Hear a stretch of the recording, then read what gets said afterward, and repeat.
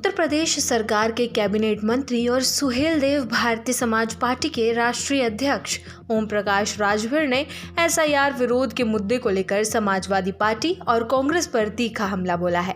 मुरादाबाद और अमरोहा दौरे के दौरान उन्होंने विपक्षी दलों की राजनीति, आगामी चुनावों और आरक्षण से जुड़े मुद्दों पर खुलकर बयान दिए। उनके बयानों से प्रदेश की राजनीति में एक बार फिर सियासी सरगर्मी बढ़ गई है। मुरादाबाद के सर्किट हाउस में पत्रकारों से बातचीत करते हुए ओम प्रकाश राजभर ने कहा कि वर्ष 2027 के विधानसभा चुनाव में एनडीए रिकॉर्ड जीत दर्ज करेगा। उन्होंने दावा किया कि आने वाला चुनाव समाजवादी पार्टी के लिए निर्णायक साबित होगा। राजभर ने यहां तक कहा कि उन्हें लगता है कि सपा भविष्य में विपक्ष में बैठने लायक भी नहीं रह पाएगी। उन्होंने सपा पर तंज कसते हुए कहा कि पार्टी केवल यादव और मुस्लिम वोट बैंक तक सिमट कर रह गई है।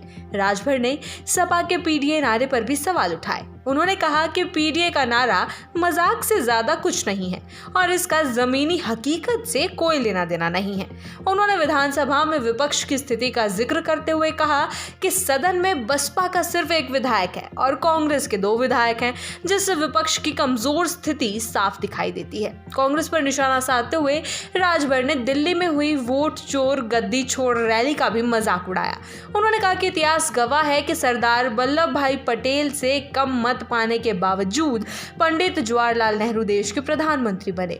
इसी तरह राजनारायण से चुनाव हारने के बाद भी इंदिरा गांधी ने सत्ता संभाली थी। राजभर ने कहा कि अगर इसे देखा जाए तो असली वोट चोरी यही थी। उन्होंने ये भी कहा कि राजीव गांधी ने ही देश में ईवीएम से चुनाव करवाने की पहल की थी। इसके बाद 2 बार देश में कांग्रेस की सरकार बनी। अब वही कांग्रेस और राहुल गांधी ईवीएम पर सवाल उठा रहे हैं। राजभर ने कहा कि हार के बाद ईवीएम को दोष देना विपक्ष की पुरानी आदत बन गई है। पंचायत चुनाव को लेकर ओम प्रकाश राजभर ने कहा कि प्रदेश में पंचायत चुनाव समय से करवाए जाएंगे। उन्होंने बताया कि मतदान पत्रों की छपाई शुरू हो चुकी है और मतदाता सूची के सुधार पर भी विशेष जोर दिया जा रहा है। उन्होंने भाजपा के नवनियुक्त प्रदेश अध्यक्ष पंकज चौधरी को संगठन की ओर से बधाई भी दी।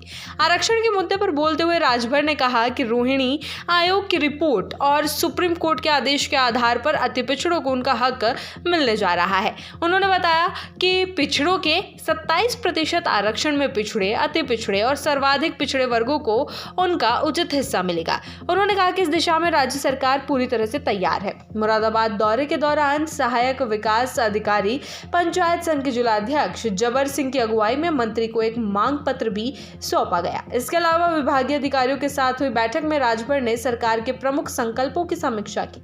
उन्होंने डिजिटल लाइब्रेरी, पंचायत भवन सेवाओं, सफाई व्यवस्था और ओएसआर से जुड़े कार्यों की प्रगति पर अधिकारियों से जानकारी ली और जरूरी दिशा निर्देश दिए। इसके बाद अमरोहा के कैलसा पहुंचे ओम प्रकाश राजभर ने एक विशाल जनसभा को संबोधित किया। वह उन्होंने समाजवादी पार्टी और बहुजन समाज पार्टी पर मुस्लिम समुदाय को केवल वोट बैंक के रूप में इस्तेमाल करने का आरोप लगाया। उन्होंने कहा कि सपा और बसपा ने मुस्लिमों का वोट लेकर उन्हें ठगने का काम किया है। उन्होंने सवाल उठाया कि आज तक किसी भी मुस्लिम को मुख्यमंत्री क्यों नहीं बनाया गया था। राजभर ने कहा कि सुबह सपा पंचायत चुनाव अपने दम पर लड़ेगी, जबकि विधानसभा चुनाव 2027 भाजपा के साथ मिलकर लड़ा जाएगा। उन्होंने साफ किया कि पार्टी एनडीए के साथ मजबूती से खड़ी है और आने वाले चुनावों में गठबंधन की जीत सुनिश्चित करेगी। जनसभा में बोलते हुए ओम प्रकाश राजभर ने कहा कि सुबह सपा का उद्देश्य सभी को समान शिक्षा का अधिकार दिलवाना है।